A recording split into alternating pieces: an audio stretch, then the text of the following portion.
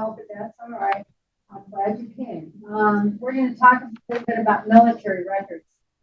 The first thing to talk about are who's the military. Okay, so the Army was established in June of 1775. This was the Continental Army, and it was created by the Second Congressional Congregational Congress, excuse me, as a unified army for the colonies, so that they could fight Great Britain. And George Washington, as we all know, was appointed as the commander. So it was created from colonial militias that at each of the colonies have a state colonial militia. They were usually divided up by county. But the Army was in 1775. And can you speak up a little bit louder and maybe, and then maybe if you can move your chair, like. If you see, you flip the page, like, then that will place it. I can't talk to you. I can talk to the wall. Yeah. Is that what you say? Okay. Excuse me. All right. Then we get the Navy.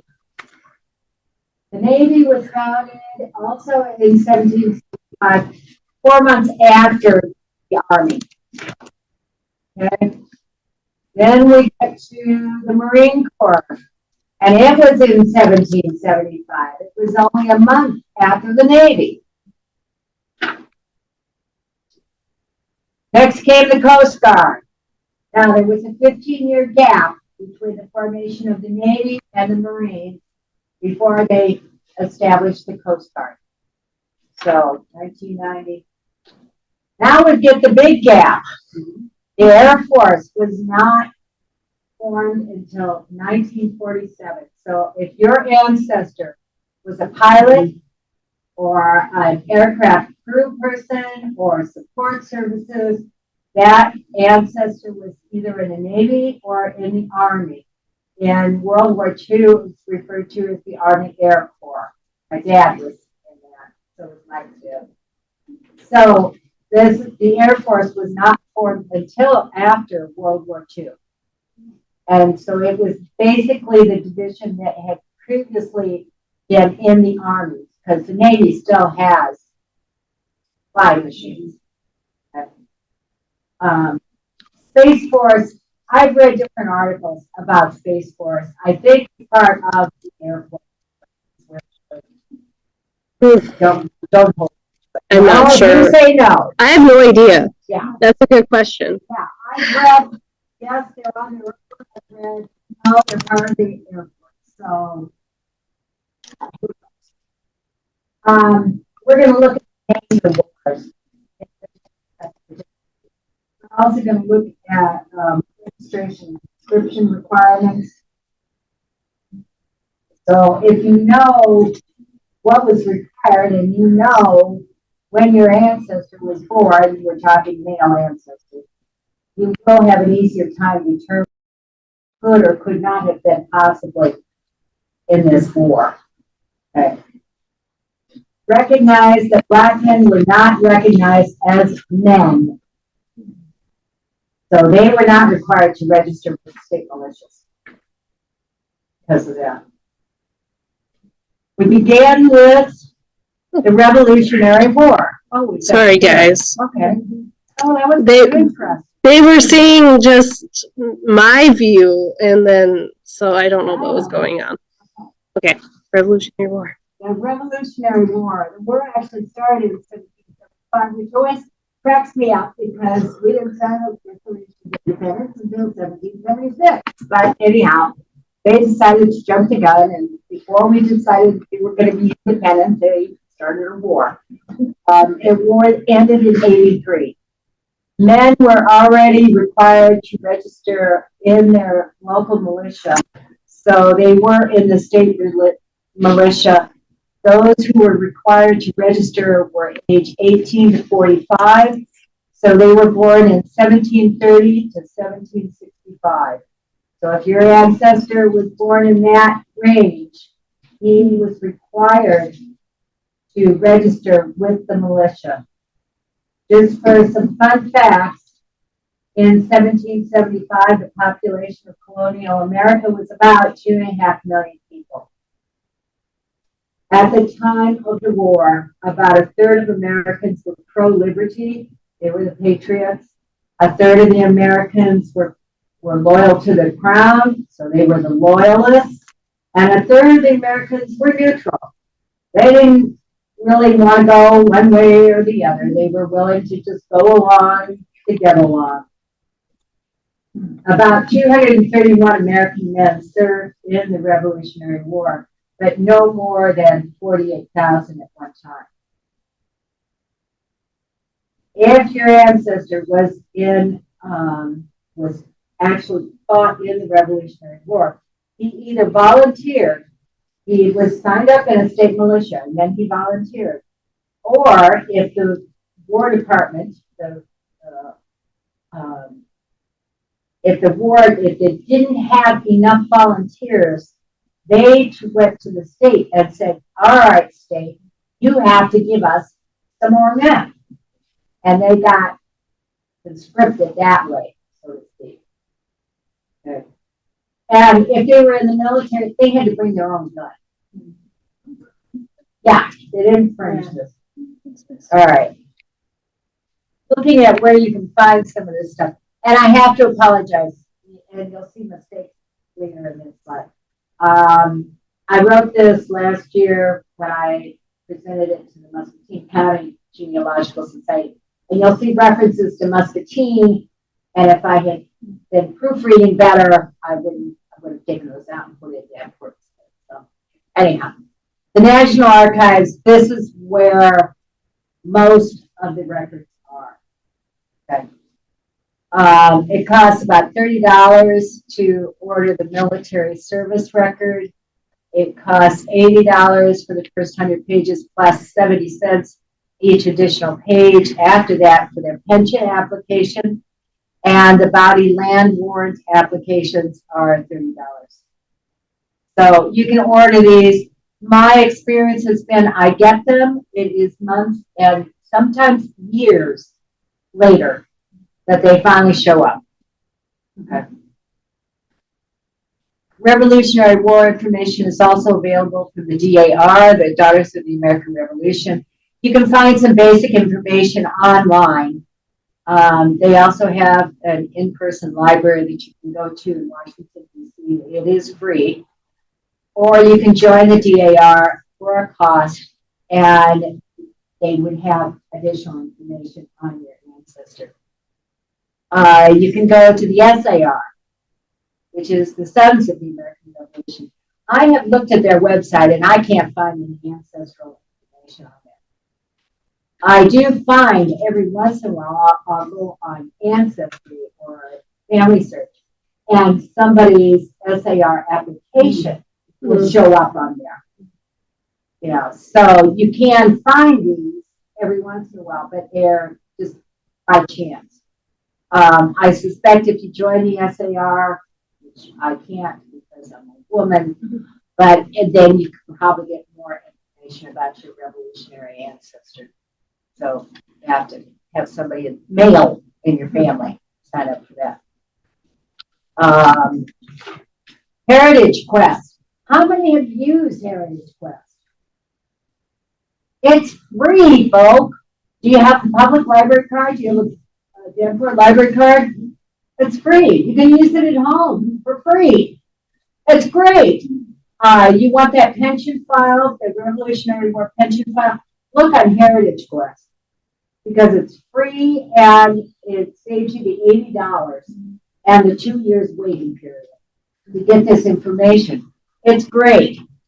But it is in the, if you look on the online, what they offer online on the website, just drop down to Heritage Quest and get up to there. The Family Search, it's free. I love Family Search. Ancestry Library Edition is free here at the library. It's also free at the Davenport Family Search Center. Now you can go to Muscatine if you want. I'm sure John T down there would be happy to see you, but you can go to the Davenport Family Search Center. If you decide that you want to buy Ancestry, that was the price last June. So I'm sure it's gone up since then. Fold 3, you can get that for free at the Davenport Family Search Center, and I have gone out there and used that. Also, you can register for a 7-day free trial. The prices for Fold 3 last year were $80 a year or $8 a month. State militia rolls, look online, and I have found them online, and usually by county. So know the county that your ancestors served from and what the county name was at that time. Because we all know that counties split and changed and all that jazz. Books, I would start at the library and then go to archive.org. I've had very good luck finding revolutionary reference materials at archive. Newspapers, and again, this is my mistake. This was 2 months after we did a newspaper program in Muscatine, but try the newspapers. I find all kinds of stuff. Okay. According to an article in Family Tree Magazine, the complete collection of compiled military service records, the CMSRs, are on Fold 3. I have not had the best luck, and we'll look at the next slide. This is my ancestor, Lambert Darling. This came from the National Archives. And I looked on Fold 3 for him just to see if they had anything else for Lambert. And they didn't. They didn't even have these 3. So I had sent off my $30, and these are the 3 cards that I got back. Now, what happened was, up until the Spanish-American War in 1898, they did not keep track of individual service members. There were no records for individual service records or service members. What they did instead was the National Archives went back after the fact and started recreating service records for these people. So if you look, that one on the left says this is from an account book.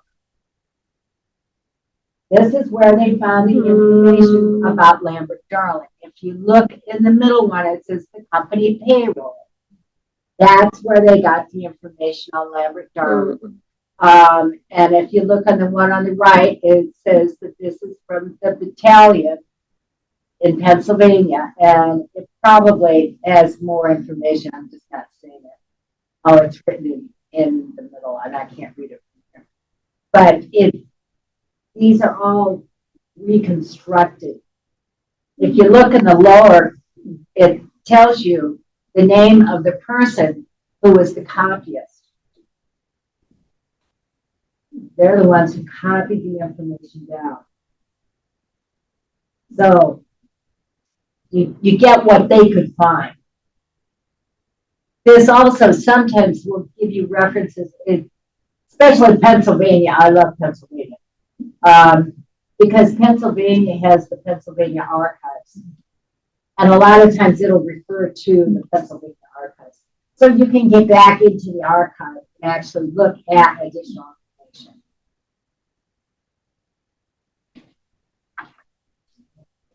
You can look at, oh, I think we went too far. Oh, yep, just one. Here we are. This is a pension application. The pension requests, they usually start with a letter.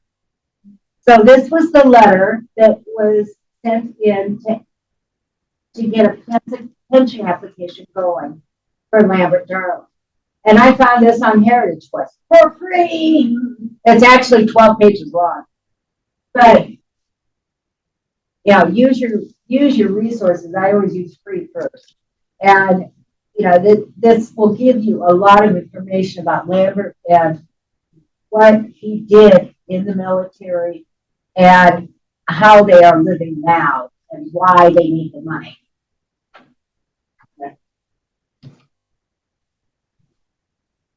This is a military, this is a land or bounty land warrant.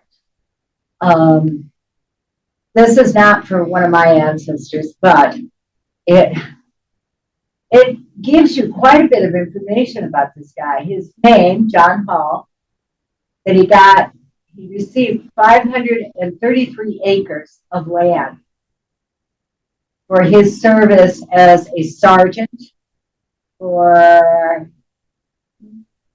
can't remember, 8 years of service as a sergeant in the Virginia Continental Line. So it's giving you quite a bit of information about John Hall, that he was a sergeant, he served from Virginia, that he received a land warrant. And I think those are cool when you find those. This one, he got the land and it was in Kentucky, which at that time, Kentucky was part of Virginia. So Virginia gave it out to him, the land that was in Kentucky. And it is Kentucky who actually had this record. It wasn't in Virginia. We're going to move on to the War of 1812. Started June of 1812, ended February of 1815. The men, again, they were still required to register with the state militia. So those required to register were between the ages of 18 and 45. So that makes their birth year 1794 to 1767.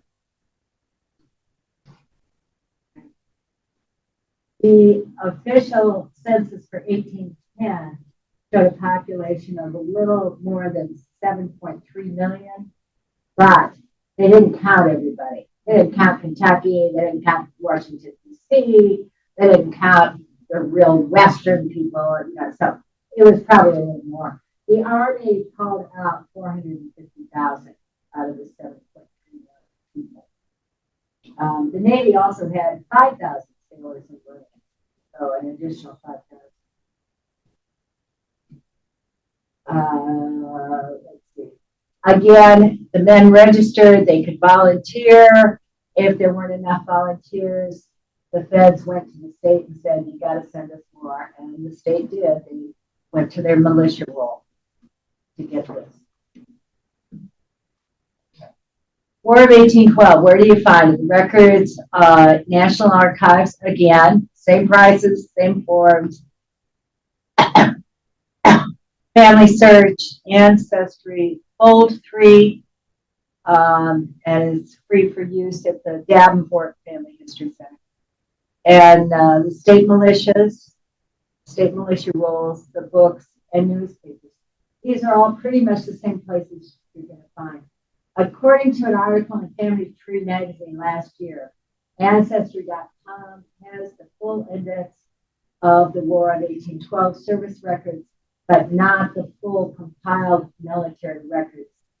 So, in other words, they know who was in the War of 1812. They don't have the service records for those people. We're still dealing with cards in the War of 1812. 83% of the 1812 pension files have been digitized and are on Fold 3. This was last year. This was a project that they started several years ago, but it was slowed up by COVID. And so then they got going again. Last year, they were up to the letter R. So hopefully this year they have finished it. Okay. There were some other conflicts after the War of 1812. There were the Seminole Wars, the Black Hawk War, the Creek Wars, and Fold 3 has some of those records. So, but again, you can always get them from the National Archives. What do you get? This is for George Northup. It's Northrop, but the name has changed through the years. And this is for George. And again, we're dealing with the cards that went back after the fact to reconstruct individual records. And I looked for George on Fold 3. I just looked yesterday, so it's fresh information here, folks. And couldn't find it. And I looked under all the different spellings of the last name that are common in the family. And I couldn't find it, so I don't know what happened. But if you look at this closer, you'll see the center and the right card show he was absent because he was sick. Absent. This is his pension file. The widow applied for and was granted a pension, and she swore everything was true. And as far as I know, she put down what was true, but what she neglected to say was that she had remarried after the death of George, and before she applied for the pension. So, you know, in other ways, don't believe everything you read. She should never have been granted a pension if she had been married. Okay. Yeah, she did. So then again, we've got the Mexican-American War that was 1846 to 48. Family search and full tree are said to have those records. You can always go to the National Archives. They've got them all.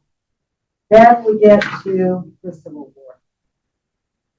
Started in April of 61, ended April of 65. Again, they were required to register with the state militia. And it was age 18 to 45, so they were born between 1816 and 1840. As far as I can tell, in looking at all kinds of documents and research, bless you. Thank you. As far as I can tell, that state militia requirement held even after 61. Okay, so even though the South had divorced the North, the South still required their men to register. The North still required their men to register. Okay. Jefferson Davis authorized the first conscription act in 62, so a year after the war had started. And this required all white males, and it was specific, white, ages 18 to 35 to serve 3 years of Confederate service, if called. So that's born between 1827 and 1847.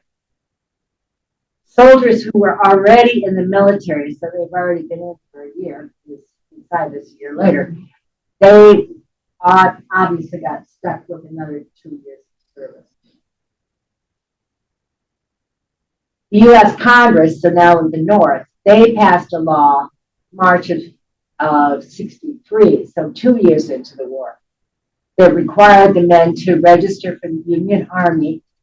So now you can see, now we're getting away from state registration and getting into national registration. The Confederates have called a conscription act. Now the Union has called a conscription act. So this was the first in the United States, the North at least, to require the men register if they were ages 18 or 21 to 30, but that got later changed to 20 to 45. So birth between 1818 and 1845. In the North, a man could, if he could serve, but he didn't want to, he could pay or hire a substitute. Also, there were exceptions for religion. The Quakers were exempt. Now I've seen the registration requirements, and on Ancestry. Has anybody ever seen those? Read the conscription rules. Yeah, and if you look at those, and my Quaker ancestors are on there. So they said I had to sign up, but they were not required to serve because of their religion. Other religions were exempt as well. I don't know what they were, but I do know that the Quakers got out of it. Just statistics again. The Union population at this time of the beginning of the war was 18.9 million, and the military was 2,128,000. So about 11% of the total population of the United States served in the Union Army. Confederates, they had a population of 8.6 million. Military service was a little bit over 1 million, and that equaled 12.5% of the total population of the Confederate states. The border states, which primarily joined the Union, but some joined the Confederate, that was an additional 3.5 million.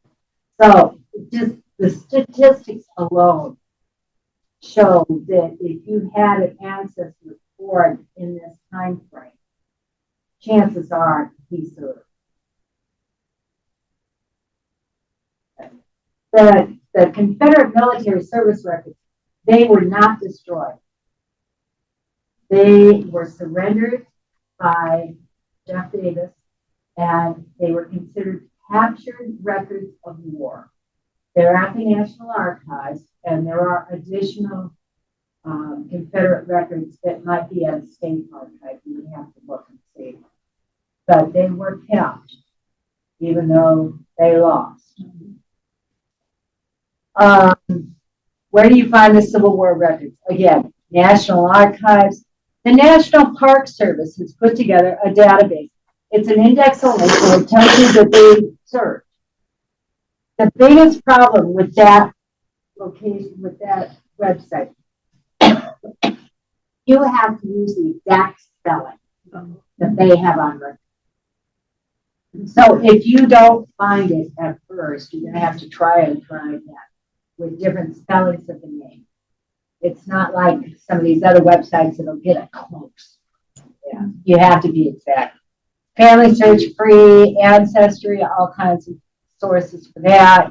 Full free, state militia rules before the draft laws, because once those draft laws or conscription laws went into place, they didn't have to sign up with the state anymore. Some of them did.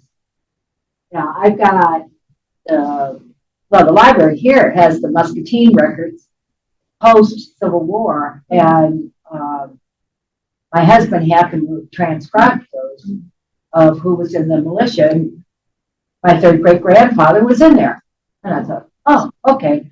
And it was after the war was done, so they still had a state militia, but most of them just they kind of dropped out. There are books and there are newspapers, and a lot of those are fascinating. So here is this is my third great grandfather, Rudolph Schmidt, and he enrolled in the remarks. It says he enrolled in September of '61 in Muscatine for 3 years. Okay. The middle card said he was in the military band, and the last card shows that he was dismissed. He was dismissed after 102 days. Now, I had to do additional research to figure out why did they kick him out. They're so desperate for people. Why would they kick this guy out? Well, I found out why. They didn't need him in the military band anymore because his unit was getting shipped out to go take care of the POWs. They didn't need a band, so they kicked him out. They sent him back home after 102 days. I thought that was kind of interesting, but I had to do more research to find that, and that's not in his pension file. That's not in his military record. I went online and looked up his unit to find out what happened, and by golly, his discharge date matched with the date that they shipped out. Go serve. So figured that one out. These are pieces from his pension file. And this is kind of an example of what you might get. That if you look at it, this is his name, his kids' names, when they were born, their date, I think their dates of birth, I know are in the, oh yeah, it's the lower right. It gives you all kinds of family information. This is why the pension records are so wonderful. sometimes. You know, you get the right one, it's a gold mine. But yeah, his pension file, and his pension file is multiple pages. I got it from the National Archives. But it even showed, when he died, and then his wife got his pension, and then it showed when she died. Mhm. So it didn't just stop with him. All right, there were two other wars after the Civil War. The Spanish-American War, which lasted only 4 months in 1898. This was Teddy Roosevelt and his Rough Riders. You remember them. Yeah. And the Philippine Insurrection. This was 1899 to 1902. And Family Search has an index for those who served. Both of these you can get information from the National Archives. And the Spanish-American War in 1898 was the first time they started keeping track of individuals. Okay. That they didn't have to backtrack and fill out cards. So now we've got individuals. After those, the Civil War, Spanish-American, and the Philippine Insurrection, then comes the Great War. This was later renamed World War I.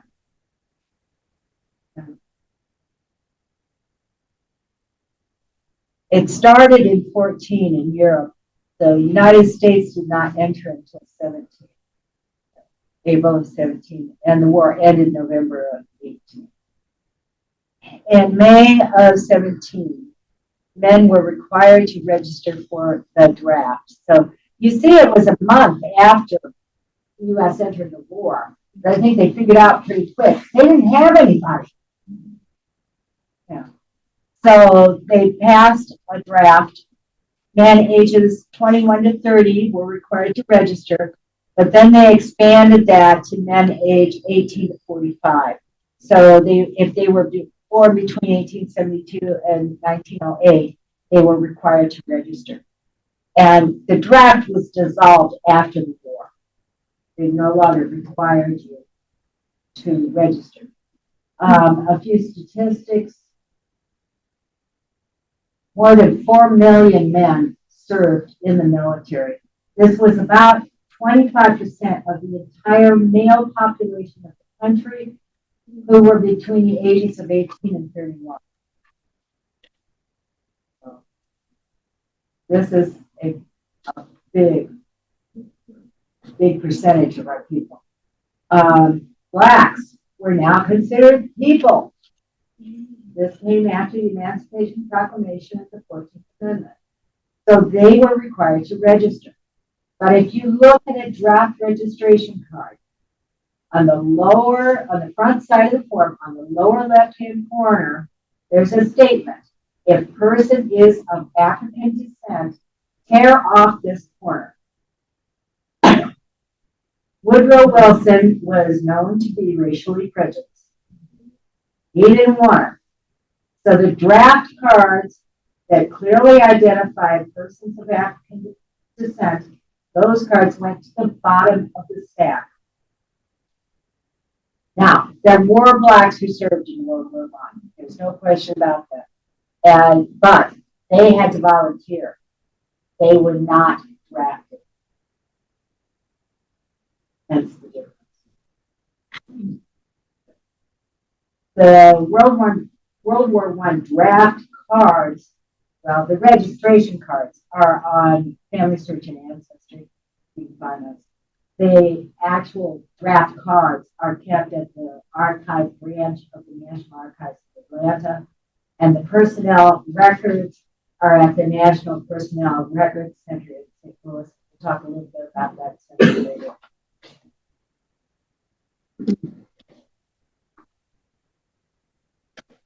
So World War I, where are the records? Well, National Archives has some things online for free, but most of the time we're just showing how to know and sending off for these things. Family Search, if they've got something, it's free. Ancestry, Family Edition, or Library Editions, you can get it here at the library. You can get it at the Davenport Family Search Center, or you can sign up. Those were the prices from last year. Poultry, you can use that for free at the Davenport Family Search Center. And like I say, I have used it out there. I've gone out there. Nice facility. Call before you go. You never know if they're open. Yeah, I know. Books and newspapers. The newspapers, I found, I did a genealogy for somebody else. And so I'm looking at her ancestors who were eligible and had been, they had registered. But he had been called up apparently, and he fought it. And there's these long articles in the newspaper over in Rock Island about how he fought that. He didn't think he should have to go. He's got a wife, he's got a kid, he's not serving, yada, yada, yada. And I think the war ended before they got it resolved. So, but yeah, read those newspaper articles because they're getting gossipy at this time. This is really good stuff. So don't ignore that. I didn't have anybody who served in World War I, so I don't have any service records to show you. World War II started in Europe in September of 39, and the U.S. entered December of 41. The war ended in Europe on VE Day, May 8th of 1945. The war ended in the Pacific, the VJ Day, August 15th of 1945. The draft was started again in 1940. If you've ever watched the biography of the Roosevelts on PBS from Ken Burns, it shows very distinctly how Franklin Roosevelt, really wanted to get into this. But he knew that the American people did not. So he prepped by getting the draft started in 40, because he knew that sooner or later they were probably going to go and they had to be ready. So men were required to register. Initially, it was men aged 21 to 35, but then it got expanded to age 18 to 45. So if your ancestor was born between 1895 and 1927, they were required to register. And the draft was dissolved after the war. Before the U.S. got into the war, and this is true of World War II and World War I, some men actually went anyhow. They would go to Canada or England or some other country. If that country would accept them, then they could join their military. And there were people who did this. I don't know if they were warmongers or if they just felt they wanted to serve, but for whatever reason, if the country would accept them, they could go. Let's see, 16 million people served in World War II. So how high are your odds? I don't know, but they're right up there.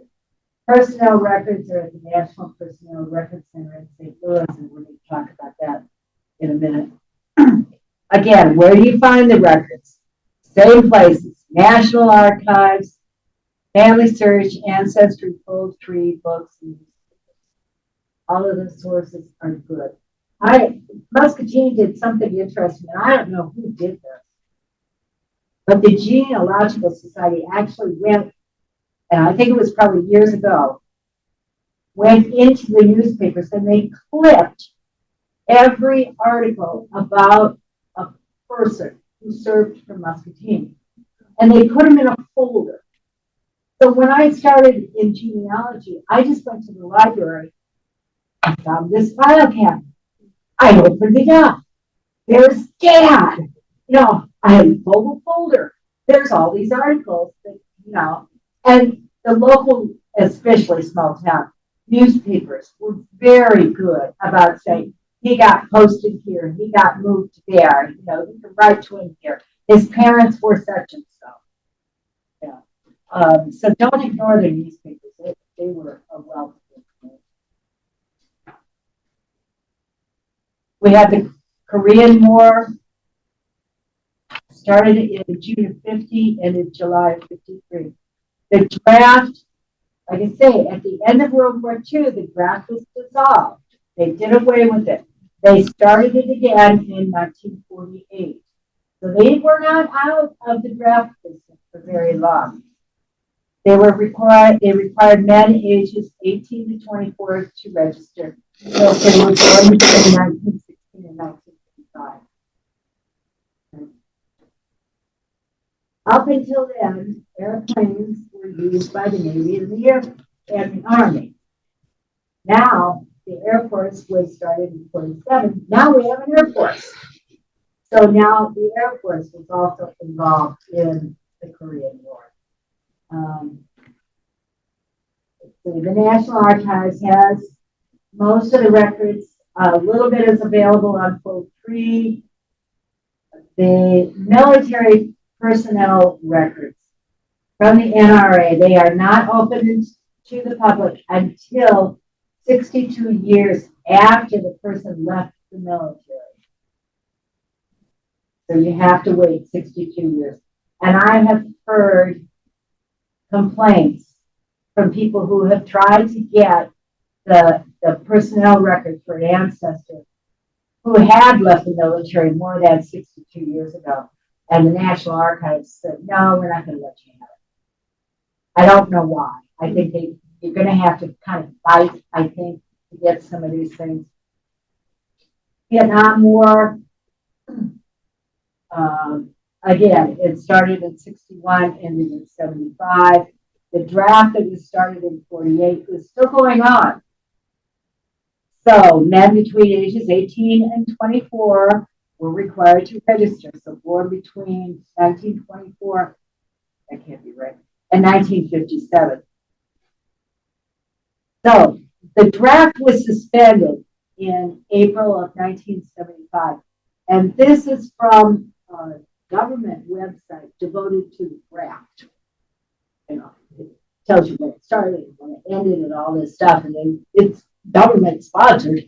And they actually use the word suspended. So I suspect that if they decided they wanted to reinstate it, it wouldn't be a big deal to do it because it's only under a suspension, not under a cancellation.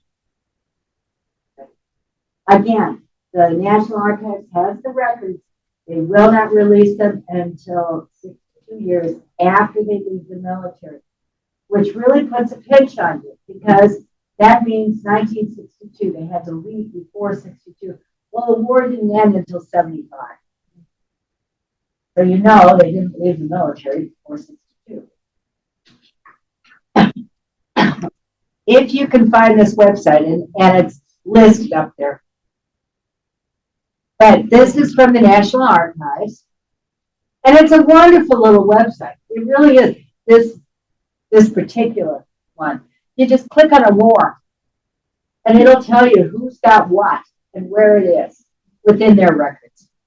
You know, and it'll give you some background on it. It'll give you all kinds of history on it. You know, it's really a very nice website. I like it. Everybody else writing this down? I want to give you time to get it down because it is a long one.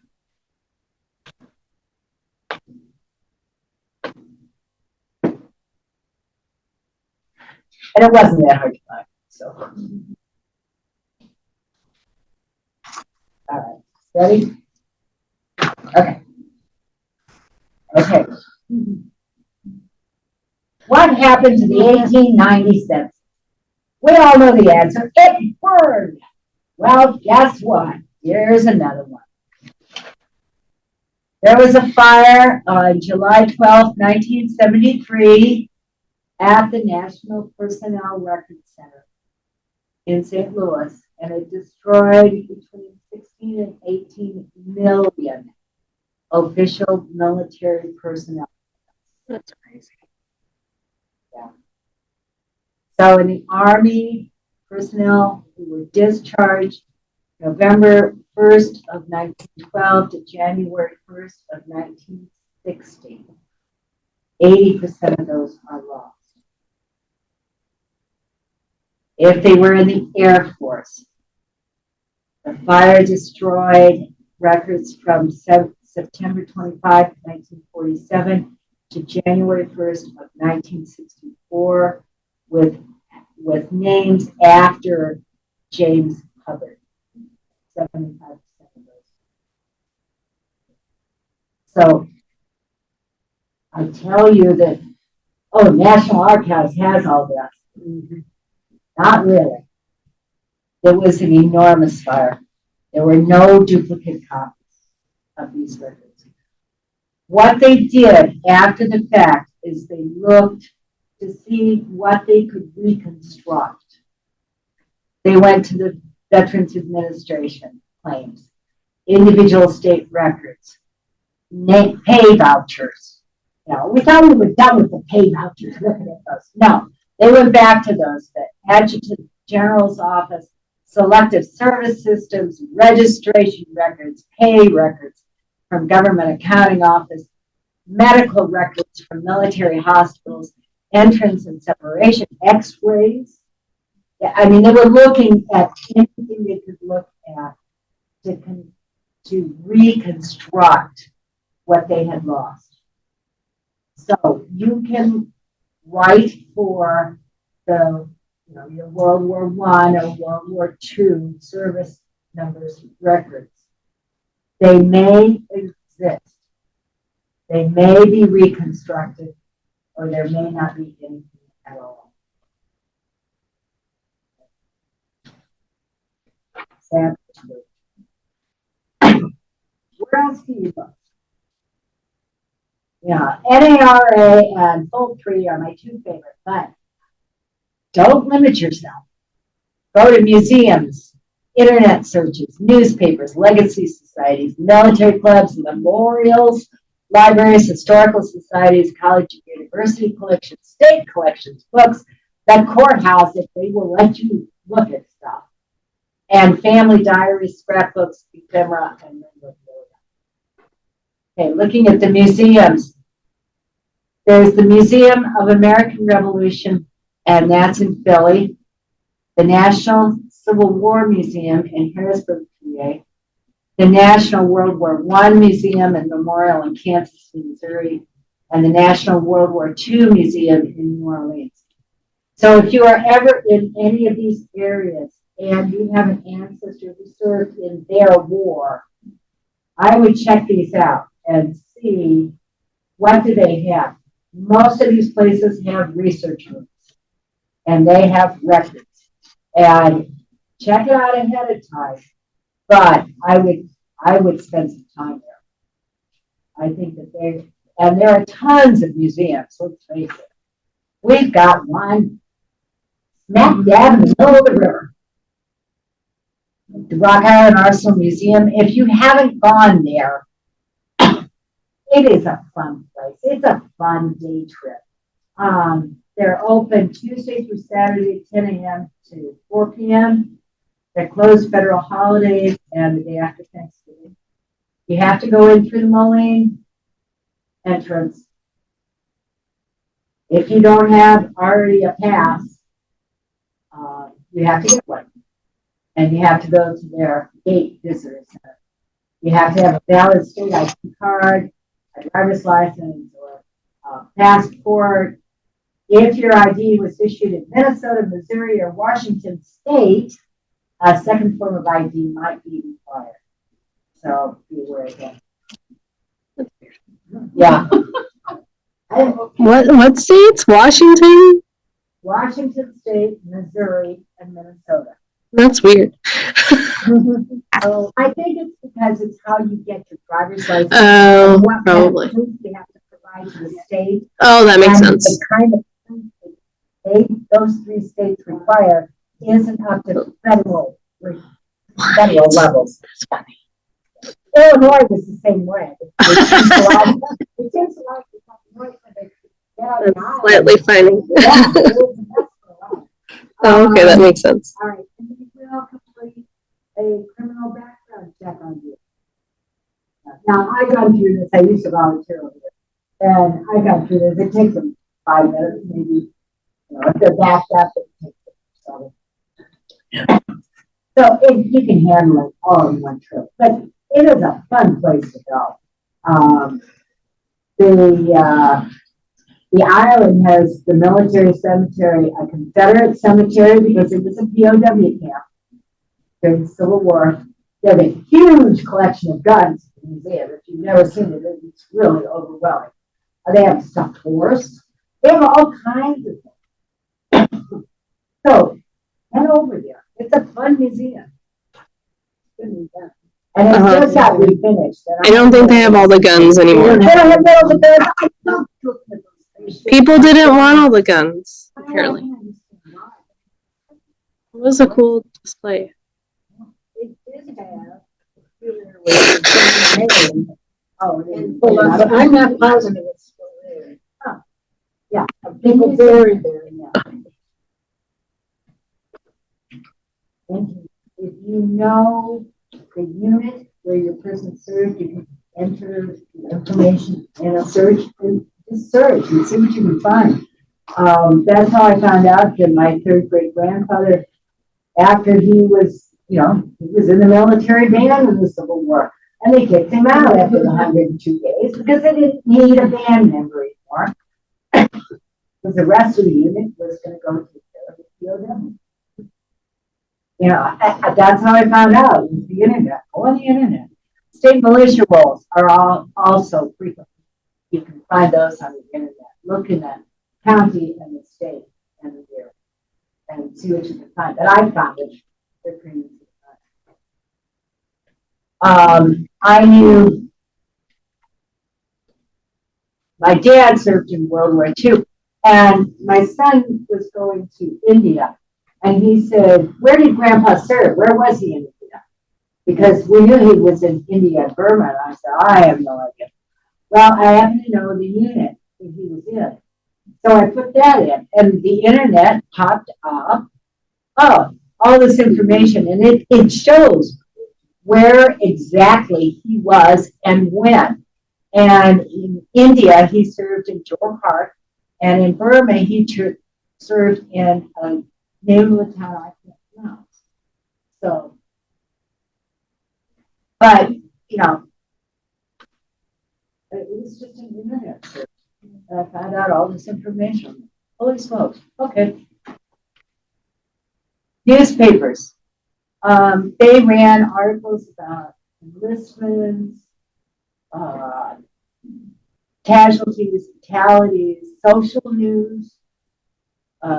There were articles about battles, location of troops, unit movements, obits, frequently referred to military service, marriage or engagement announcements. Sometimes they also refer to military service. It's kind of interesting. The article on the left lists casualties and fatalities from the 22nd Iowa Regiment during the Civil War. Just as an example of what you can find in the newspaper. The article on the right says it's a death announcement, and it says that he served in the Civil War. Gee, that's helpful information. Now I know to go start looking for that. Legacy societies. DAR is one of my favorites. SAR is less favorite, but it's good. And there are tons of legacy societies, and most of them are more than happy to try and help you. There is a DAR unit here in Davenport. And I'm sure that if anybody wants to find their Revolutionary War, find more information on their Revolutionary War soldiers, they probably would be happy to help. Military clubs. There are tons. This is just a list I found online of 59 military clubs. Now, some of them are discontinued. You see near the bottom, American Veteran Committee was dissolved in 2008. But the American Veterans Committee was started up again in 2013 and is still running. Yeah. The GAR, which is on the next page, it shows it finally got resolved in 1956. yeah, and that was when the last member died. Grand Army of the Republic. Yeah, there's a military service club for everybody. Nobody is going to get left out of this list. Okay, go on with that one. What is military order? That's I have, Mhm. oh yeah, of the cootie. I don't know. I don't know. I don't. That's okay. You go ahead. okay. Memorials. Memorials usually identify one of two things: a list of people who died, or a battle that was there. So usually that's what you'll find in the memorial. And this happens to be in Muscatine Courthouse. There's a soldier's monument, cannons, a plaque of the Gettysburg Address, and a photo of the 1923 GAR. It, it's just there. At Campbell's Island, just right over there, near present-day Rock Island, was fought a day-long battle of the War of 1812. It happened on July 19, 1914. A pro-British band of Sauk Indians, led by Black Hawk, attacked a force of United States regulars and rangers under Lieutenant John Campbell. Gosh, you think that's where the name came from. The Americans were defeated, and they lost 16 lives. But you find memorials all over the place. When I was researching this initially, and I was looking in Muscatine since I was going to do this for Muscatine, and I found a rock out in the middle of next to a road, a dirt road in rural Muscatine, and that was a memorial. You find them for everything, for every occasion. Don't forget the library, the historical society, college and university collections.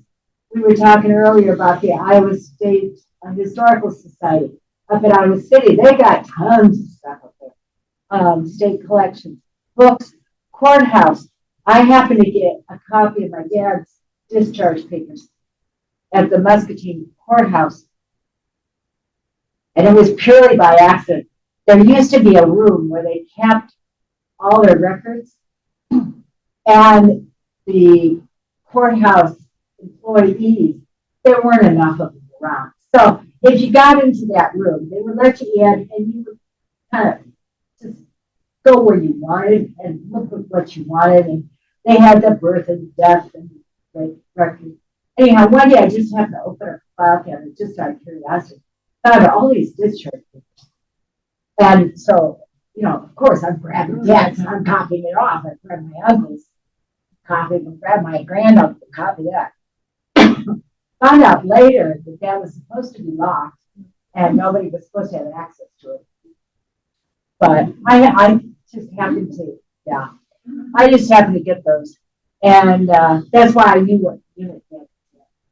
But so courthouses, they have the discharge papers, but they may or may not share very easily. They have memorials. There's a big memorial in our courthouse to those who died in World War II. It lists all the names. But they have other records there too. You just have to ask. Family diaries, scrapbooks, ephemera, memorabilia. If you're lucky enough to have anybody who was part of the collection here at Davenport, they have a wonderful collection of diaries, scrapbooks, ephemera, and memorabilia. So, check out the local library and see what they have. Okay.